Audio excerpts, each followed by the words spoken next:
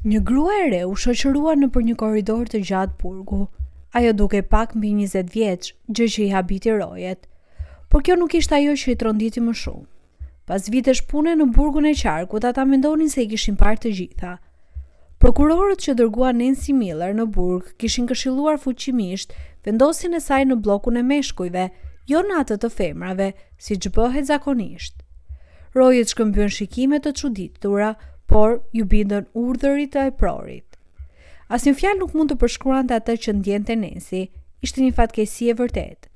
Ajo dinte se të qëndruarit në një qëllim me kriminal të rrezikshëm meshkuj ishte jashtëzakonisht e rrezikshme, sidomos për një grua me një dënim qartësisht të padrejtë. Duke ecur në korridor, ajo lutej në heshtje për ndihmë hyjnore. Prokurori i fuqishëm kishte bërë çmos për ta burgosur dhe ajo kuptonte se vuajtjet e saj sapo kishin filluar. Rojet qeshnin hapur me të sapo ardhurën duke bërë bazë sa kohë do të duronte në bllokun e meshkujve. Po një roje, Bill, dukej se e simpatizonte. Duke shfrytëzuar momentin, ai i preku krahun dhe i tha: "Nëse bëhet shumë e vështirë më thuaj, trokit në derë dhe kërkon ndihmë." Por kuleku i tij vjetër George ndërpreu ashpër: "Bill, mos ndihmo këtë kriminale. Të gjithë janë njësoj, të bëjnë të ndjejsh keqardhje, pastaj të fusin në telashe." Nancy e shikoi Billin me mirënjohje dhe i bëri një sy të fshehtë. Nga ai moment Bill do të ishte miku dhe mbrojtësi i saj vetëm në burg, me rrezikun e tij. Të gjithë e dinin se George shpesh raportonte për stafin e burgut, duke shpresuar për një promovim duke i dhënë informacione drejtorit. Drejtori e vlerësonte Georgein, por nuk nxitoi ta promovonte, duke e shfrytëzuar për interesat e tij. Përfundimisht rojet daluan para një qelie. George, si oficer i lartë, nxorri një tufë çelësash dhe filloi të hapte derën. Nancy shikoi Billin me trishtim dhe uli syt. Pse u përfshim atë prokuror? Pse nuk bëri atë që ai donte? Pse vuri veten në rrezik? Me një kërcitje të fortë, dera u hap me një zhurmë nga menteshat e palyere. "Hajde, mos ki frikë, mendoj se ke një histori për të treguar," tha roja e lartë duke e shtyr brenda. Nancy u step dhe hezitoi para se të hynte. Disa palë të mbushur me kurreshtje ju kthyen të sapo ardhurës. Një grua në bllokun e meshkujve për kriminal të rrezikshëm? Kjo ishte pa dëgjuar, edhe për të burgosurit më me përvojë. Pa ditur çfarë do të ndodhte, Nancy bëri disa hapa dhe u përgatit për më të keqen. Qelia u mbush me një heshtje të frikshme. Nancy ndjeu sikur të burgosurit mund të dëgjonin rrajet e zemrës së saj. Pastaj një zë i sigurt dhe pak i ngjirur theu heshtjen. "Hajde, merr një krevat bosh, pse po qëndron si statuj?" Nancy u zbej, lotët i dolën dhe buzët i dridheshin. Ishte e tmerrshme dhe priste një sulm në çdo çast, por për habin e saj, të burgosurit e pritën ftohtë. Ishin kriminal të sprovuar që e kuptonin se Nancy nuk ishte përfunduar aty rastësisht. Mund të ishte një gabim ose një skem për t'i provokuar. Ata e dinin se nëse i ndodhte diçka, problemet për ta do të ishin të mëdha. Nancy gjeti një krevat bosh dhe ul, duke u ndjerë si një del e zezë. E kuptonte se jeta i vare në fije të perit, por shpresonte se Bill nuk do ta braktiste.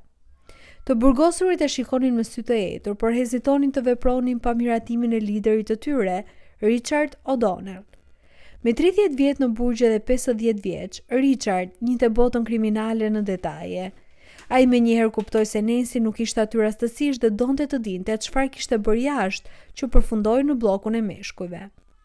Richard i bëri shenjë të burgosurit, i cili derdhi një filxhan kafe të ftohtë sapo ardhurës. "Merre, mos u shqetëso, nuk është i helmuar," tha ai me një buzëqeshje.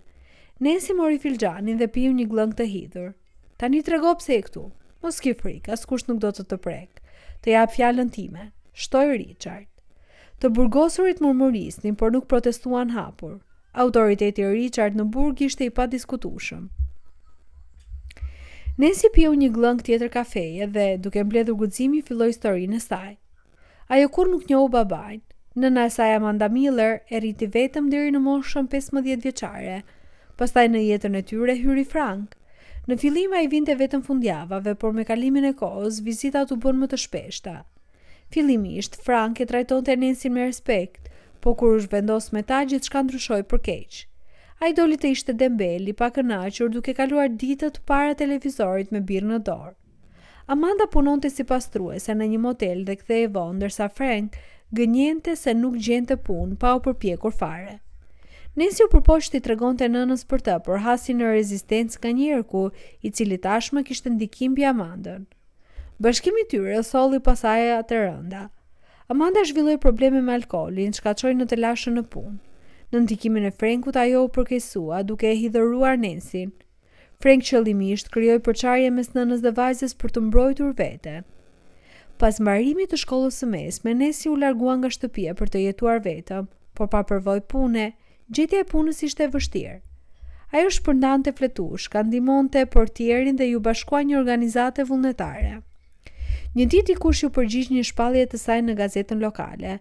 Punëdhënësi ishte prokurori i qytetit, David Stone, i cili i ofroi një punë si shërbyese në shtëpinë e tij. Nancy pranoi menjëherë. David, i vej pas vdekjes së gruas 7 vjet më parë, jetonte në një vilë luksoze me djalin e tij Chris. Ai fillimisht përdorte shërbime pastrimi, por vendosi të punsonte një shërbyese me kohë të plotë. Në atë kohë Amanda Miller kishte rënë në fund, kishte humbur shtëpinë për shkak të borxheve dhe ende rrugëve me frankun. Nancy u përpoqi të arsyetonte, por hasi në refuzim. Mos u përziej me jetën time, vendos vet, i thoshte Amanda. Nancy kuptoi se nuk mund të kthehej në jetën e vjetër. Në fillim punat e prokurori i pëlqeu. David paguante mirë dhe linte të largohej herët nëse shtëpia ishte në rregull, por të lashët erdhën nga ku nuk i priste. Chris, djali David, filloi të tregonte interes për Nancyn. Të dy ishin të një moshe dhe shpejt zhvilluan një lidhje. Marrëdhënia e tyre zhvilluai shpejt sa i befasoi të dy. Chris besonte se babai do t'i respektonte ndjenjat, por David u tërbua kur mësoi se djali donte të krijonte familje me shërbyesen. "Çfarë po mendon bir? Do të kalosh jetën me një pastruese? Për këtë të kam rritur?" Përtiti prokurori. Chris u zbe duke mos pritur një reagim të tillë nga babai, që gjithmonë kishte qenë modeli i tij. Por ai nuk u tërhoq dhe vazhdoi të takojë me Nancyn. Atëherë David vendosi ta ishte qafën shërbyese, jo fizikisht, por duke përdorur pozitën dhe lidhjet e tij. Ai akuzoi Nancy për vjedhjen e një shume të madhe parash nga kasaforta e tij. Nancy as nuk e dinte ku gjendej kasaforta, por kjo nuk i ndaloi jetuesit e korruptuar. Dëshmia e David Stone mjaftonte për ta dërguar në burg. David i dha një kusht për të shmangur burgun, të ndajë përfundimisht me Chrisin, por Nancy refuzoi duke mos e tradhtuar të dashurin. Fatkeqësisht Chris besoi gënjeshtrat e babait dhe tani e shinte si një hajdute. Kur Nancy mbaroi rrëfimin, qelia ra në heshtje. Richard vrenti vetullat dhe shikoi të burgosurit e tjerë. Një minutë më vonë, qelia u trondit nga duartrokitje unanime. Sytet e burgosurve tregonin simpati për të sapo ardhurën që kishte vuajtur për dashurinë e saj. Por ajo që më tha më pas i tronditi të gjithë. "Unë jam shtatzan me fëmijën e Chrisit, dhe ai as nuk e di. Ai beson çdo fjalë të babait të tij", shtoi ajo duke qarë hapur. Richard, pavarësisht të kaluarës kriminale, kishte ende mbetje mirësie dhe drejtësie. Ai vendosi ta ndihmonte Nancyn. Fillimisht u ndaloi të burgosurve të preknin gruan e re. Pastaj përdori lidhjet e tij jashtë për t'i dërguar Chrisit një mesazh për shtatzaninë e të dashurës. Kur Chris mori lajmin, gëzimi i tij nuk njinte kufi. Vetëm atëherë ai kuptoi se Nancy ishte në kurth dhe se pas gjithçkaje qëndronte babai i tij. Skema e David Stone u zbulua dhe Nancy kaloi vetëm rreth një javë në burg, pas së cilës u lirua. Gjatë kësaj kohe askush nuk guxoi ta shikonte shtrembër, falëmbrojtjes së Richard. Tek dera e qelis, Nancy e falenderoi ngrohtësisht për ndihmën. Ai buzëqeshi dhe uroi të mos kthehej më në burg. Në dalje të burgut, Nancy u prit nga Chris dhe babai i tij. Pasi mësoi se shërbyesja ishte shtatzan me fëmijën e djalit, David ndjeu keqardhje për atë që kishte bërë dhe i premtoi të ngjit ndihmën e nevojshme. Nancy buzëqeshi, kapi dorën e të dashurit dhe eci drejt një jete të re, ku nuk do të kishte roje, tele me gjemba apo ligje të egra të burgut.